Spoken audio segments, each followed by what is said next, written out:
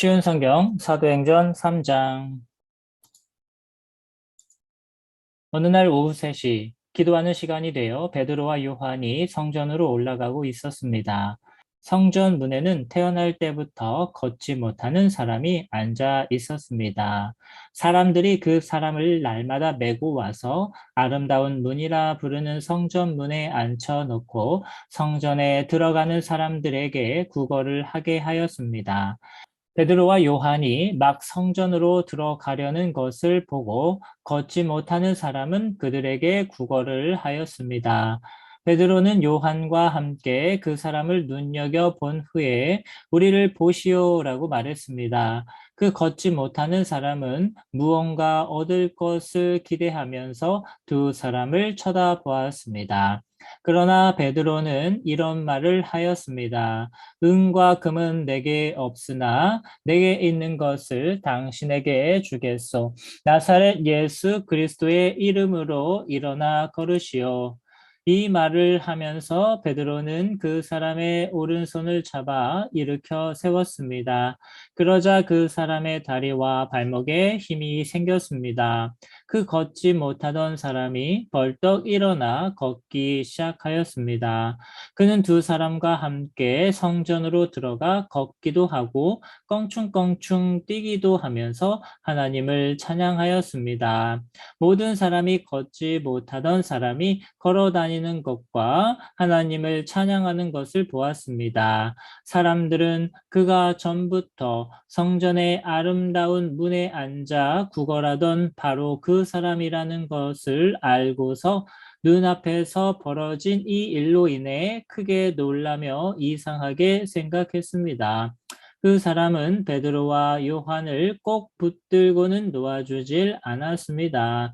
사람들이 모두 놀라 베드로와 요한을 보러 솔로몬 행각이라 부르는 곳으로 몰려들었습니다. 베드로가 이 사람들을 보고 말했습니다. 이스라엘 백성 여러분, 왜 이 일로 놀라십니까? 왜 그런 눈으로 우리를 보고 계십니까? 우리의 능력이나 우리의 경건함 때문에 이 사람이 걸을 수 있게 되었다고 생각하십니까?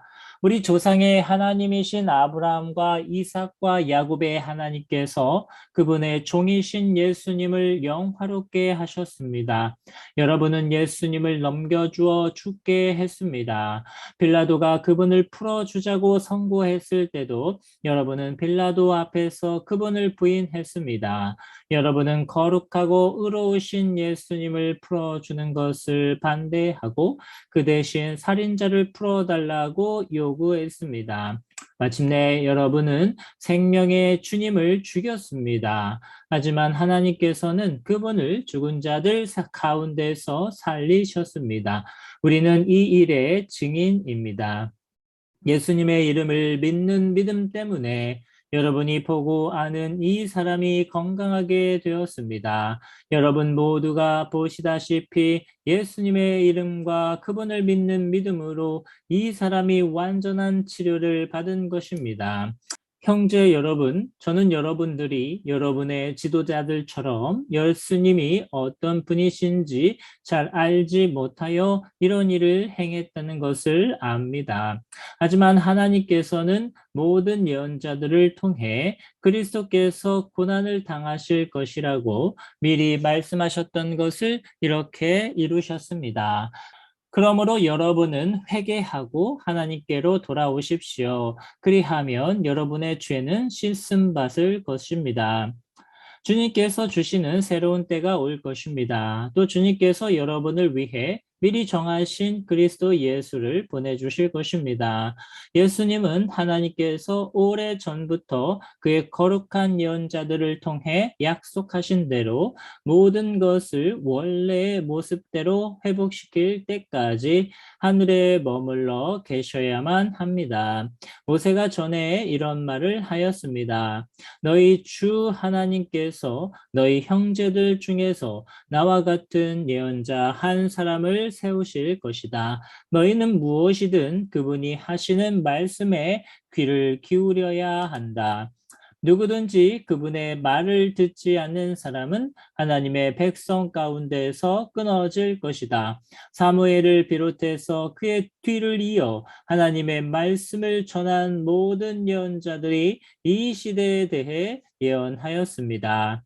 여러분은 예언자들의 후손들이며 하나님께서 여러분의 조상과 맺으신 언약의 후손들입니다. 하나님께서는 아브라함에게 이런 말씀을 하셨습니다. 내 자손으로 말미암아 땅에 있는 모든 민족이 복을 받을 것이다. 하나님께서 하나님의 종을 세우셔서 여러분 한 사람 한 사람을 악한 길에서 돌이키게 하시고 복을 주시려고 그분을 먼저 여러분에게 보내셨습니다.